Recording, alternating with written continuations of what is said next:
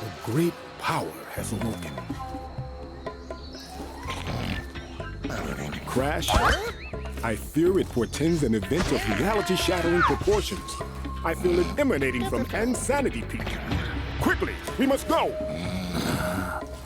Crash! Crash! Crash! It says a lot about Crash Bandicoot 4 that I'm now riddled with a seemingly incurable case of 90s nostalgia. This canonical sequel to Naughty Dog's original trilogy is nothing if not a romantic throwback to the platformers of that era. Yet it walks the line between homage and iteration with as much poise and confidence as our own Bandicoot's death-defying acrobatics. In other words, yes, this is the Crash game you've been waiting over 2 decades to play, but it's so much more than that too. Speaking of decades, you'd be wise to forget every Crash game to have come out since 1998, since Crash Bandicoot 4 It's About Time takes place directly after the events of Crash Bandicoot Warped. There are some nice in-game nods to the character's uneven history of various spin-offs and reboots, but for the most part this story is a return to the age-old conflict between Team Cortex and Team Bandicoot, after the former breaks the very fabric of space-time itself and needs to be thwarted once again. Don't worry, we have a thing where we fight, he loses. It's a well-established dynamic.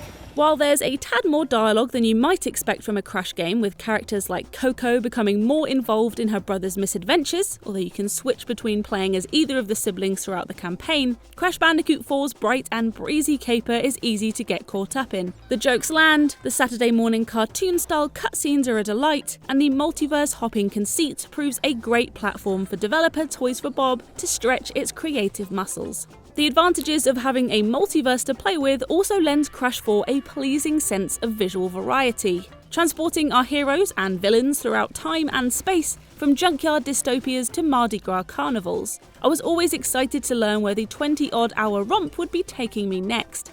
It all looks delightful too, drenched in colour and brought to life by expressive animation, and an earworm of a score that offers clever, contextual twists on Crash's classic theme. Similarly, Crash 4's familiar blend of 3D and 2.5D platforming has been refined and diversified, largely thanks to the 4 new quantum masks awoken by Cortex's multiverse machinations. There's Lani Loli, for example, who can phase objects in and out of existence, or my personal favourite Akano, who upgrades Crash's iconic spin ability into a dark matter-charged whirlwind capable of pirouetting you high into the air. Right.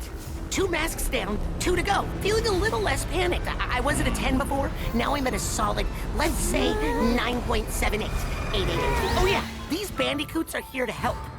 Bandicoot. Follow. Short and to the point. Love this guy. It's About Time's level design puts these new abilities to fantastic use, presenting precarious parkour gauntlets that demand expert fluency of Crash's new moveset, which now includes double jumping, rope swinging, and even wall running. Boss fights, chase sequences, and vehicle levels are also a great highlight, not least because of their production spectacle, and the fact it's always fun to see what Crash will be riding, fighting, or running from next. In addition to Crash and Coco, players can jump into special timeline event levels as Cortex, Dingodile, or Torna, revealing how each of the characters help or hinder our heroes on their journey throughout the multiverse.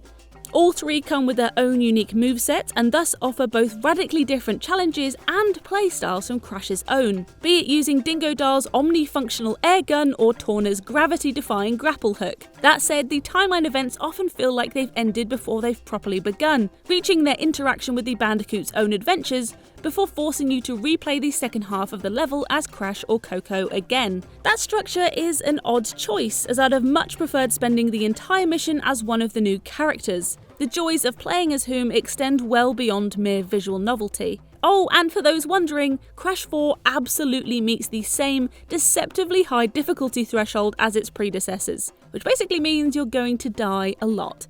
But Toys for Bob has wisely introduced an equaliser to Crash's often unforgiving sense of challenge in the form of Modern Mode. This alternative playstyle setting removes the finite life system and game over states from the series tradition and restarts players at the last checkpoint whenever they die, with extra life crates now replaced by golden Wumpa fruit. The original system is still there in the form of classic mode, of course, and you can switch freely between the two at any point from the main menu.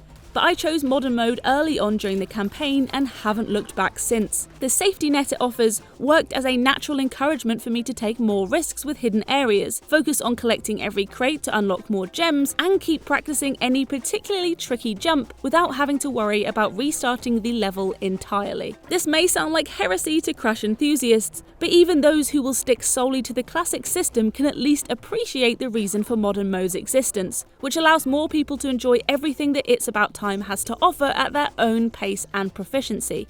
In fact, the sheer breadth of content goes above and beyond what's expected from a mainline Crash game.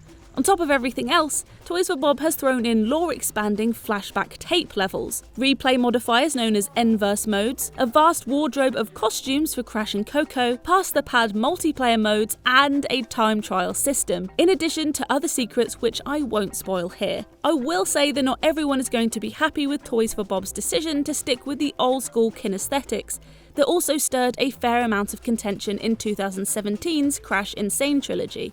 And there will be moments where Crash 4's laws of physics will rub you up the wrong way. Visual aids such as a handy marker showing where Crash will land when airborne have offset those frustrations greatly, but there were more deaths that felt less like my mistake and more like a symptom of the series' infrequently unreliable collision detection. Nitpicks aside though, Crash 4 earns its title as a worthy sequel to Warped, one that preserves the series' timeless charms while bringing bold iteration where it's needed. Toys for Bob's clear love and understanding of what makes Crash tick manifests in every aspect of It's About Time's design, but to call it a love letter would be to unfairly gloss over the important strides it makes for the franchise itself. Indeed, this is exactly the sequel I could imagine Naughty Dog wishing it had made 20 years ago, and one that can stand proudly alongside the best of the Bandicoots back catalogue. We give it 4.5 stars. And now, for my final test, taste my reptilian wrath. My cloaca. No.